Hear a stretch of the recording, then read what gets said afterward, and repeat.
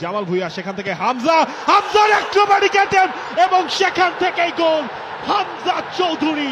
যা 18 তারিখ হামজা চৌধুরীদের ম্যাচ ভারতের সাথে।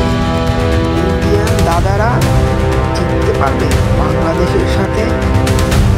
তো কয়েকদিন আগে ইন্ডিয়ান ক্রিকেট দল নিরাপত্তার অজুহাত দিয়ে বাংলাদেশে আসে। ইন্ডিয়ান ক্রিকেট দল নিরাপত্তার অজুহাত দিলেও ইন্ডিয়ান ফুটবল দল তো আর সেই অজুহাত দিতে পারে। তারা সেই বাংলাদেশের কাছে ধরা দিয়েছে। এখন হামজা সমিতিকে হারানোর পালা।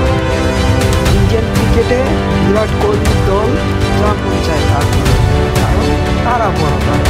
কিন্তু ইন্ডিয়ান ফুটবল তা করতে পারে, কারণ আমার দেশে আছে হামজা শুধু Leicester city FA cup winner. তবে ইন্ডিয়ান ফুটবল বাংলাদেশকে ভয় পেয়েছে অনেক। অস্ট্রেলিয়ান রায়ান উইলিয়ামসকে ফিফার অনুমতি ছাড়াই নিয়ে এসেছে বাংলাদেশে। ভাবা যায়, অজিদের কদর তো আমরা সবাই জানি, অস্ট্রেলিয়ানদের কদর সব জায়গায়।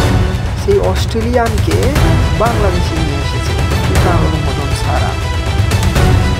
এখন দেখার বিষয়, হামজাদের যদি ম্যাচ তার আগে ফিফা থেকে অনুমতি পায় কিনা ইন্ডিয়া।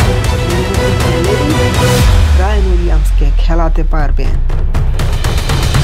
যদি রায়ান উইলিয়ামস খেলতে পারে, 32 বছর রায়ান উইলিয়ামস কান্ডারি হতে পারে। মিডফিল্ডে ভারত বরাবরই পিছিয়ে আছে। সুনীল ছেত্রীর মতো স্ট্রাইকার দলে না থাকার পর যদি মিডফিল্ডও ভালো না থাকে, তাহলে কিভাবে জিতবে ইন্ডিয়া? এটাই এখন দেখার বিষয়। ফুটবলের সবচেয়ে বড় মহারণ 18 তারিখ ইন্ডিয়া বাংলাদেশ ম্যাচ।